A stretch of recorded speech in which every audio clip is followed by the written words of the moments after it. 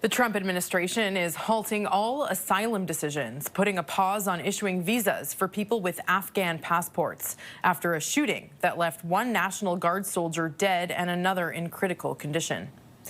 The 29-year-old Afghan national who worked with the CIA during the Afghanistan war is facing a first-degree murder charge while investigators continue to seek a motive. The Trump administration is making good on a vow to make legal immigration to the United States more challenging, promising to pause entry from some poor countries and review Afghans and other legal migrants already in the country. And U.S. President Trump said he will be pardoning former Honduran President Juan Orlando Hernandez. He's serving a 45-year sentence in U.S. prison for drug trafficking and weapons charges.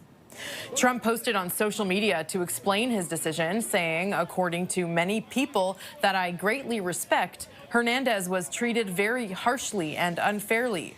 Hernandez had been convicted last year in the United States of conspiring to import cocaine and 2 weapons counts. He previously served 2 terms as the leader of the Central American nation, with roughly 10 million people. With me now to discuss is Eric Ham, CTV News U.S. political analyst. Eric, good morning. Thanks for joining me today. Good morning. It's good to be with you. So let's start with immigration. Trump has issued a permanent pause on decisions having to do with asylum seekers, a phrase that could be considered an oxymoron. Is this just an immediate reaction, or could this become more serious? No, it's actually a doubling down on President Trump's already strict immigration policies, where we've already begun to see ICE agents not only deporting people throughout the country, but also stepping all over many due process. And so this is, I think, where the president was naturally always headed. But I think in the wake of this deadly shooting, we're seeing the president actually put his immigration policies in overdrive. And not only are we going to see the president now becoming even stricter with a ban on people coming from third world countries, but also I think we're going to see this get very, very difficult for people who are already in the country. The president has said that he wants to remove citizens who are already here on asylum. That could, of course, raise many legal challenges that I'm sure the president will have to face in court. But nevertheless, I think what we're seeing here is this is going to be an administration that is going to fight the courts every step of the way to ensure that they get what they want, particularly removing not only Afghan people, but of course many others from third world countries. Eric, if this policy is indeed implemented, how could it influence global migration patterns to the United States and also to other nations?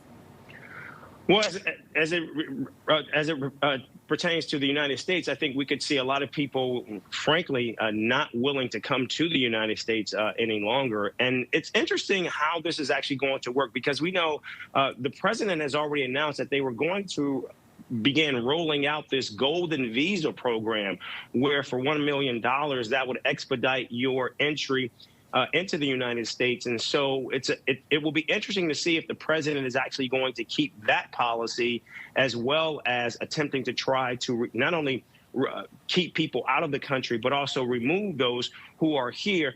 And it says nothing of the DACA recipients that are here in the United States, more than 11 million people. What is the president prepared to do with them?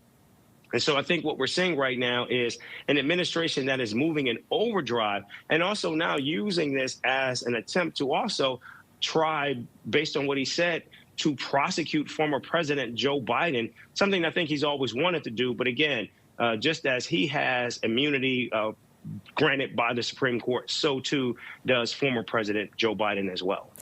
Eric, I want to move on to the tension that is escalating right now between the United States and Venezuela, with Trump saying Venezuelan airspace is to be shut in its entirety. What are your thoughts on that?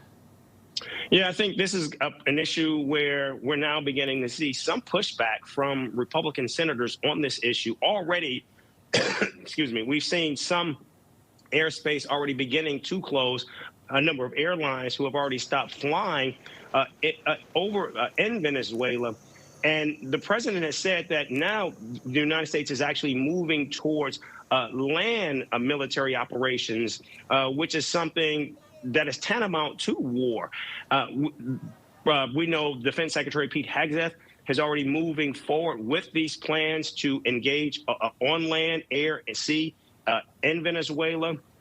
But right now, there's not a lot of pushback because, again, it is the Congress itself, not the president, that actually declares war. But what we're seeing right now is much of the policies are now being flipped on their head, and it's the president who is moving full speed ahead with an invasion in Venezuela. But again, not many people know what that looks like or what will be the true cost of such an invasion. Okay, Eric, thank you for your insights this morning. That is Eric Ham, CTV News U.S. political analyst.